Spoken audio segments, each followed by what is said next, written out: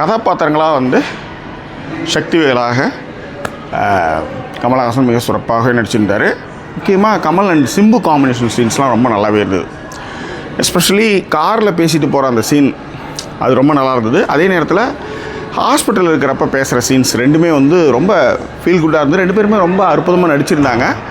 எல்லாத்த விட வந்து ஒரு விஷயம் நாம் ஒரு மாதிரி ஒன்று நினச்சிருப்போம், ஆனால் அப்படி இல்லை அப்படின்னும்போது கமல் கொடுக்குற ரியாக்ஷனாக இருக்கட்டும், ரொம்ப புரிஞ்சுக்கிட்ட கேரக்டரில் வந்து என்ன செய்வோன்னா பார்வையாலே பரிமாறிக்கும்ல சில விஷயங்கள்லாம். அந்த மாதிரி அந்த ரெண்டு கேரக்டர் காம்பினேஷனுமே ரொம்ப நல்லா இருந்தது. ஃபண்டாஸ்டிக்காக பண்ணியிருந்தாங்க.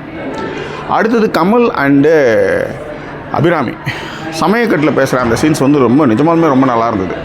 ஃபண்டாஸ்டிக்காக இருந்தது. அதே மாதிரி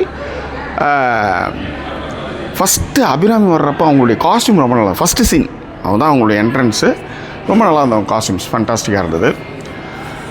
உண்மையிலே வந்து கொஞ்சம் அதிர்ச்சி கொடுக்கக்கூடிய ஒரு சீனான்னு பார்த்தோன்னா நிச்சயமாக த்ரிஷா அண்டு கமல்ஹாசனுடைய சீன்ஸ் தான்.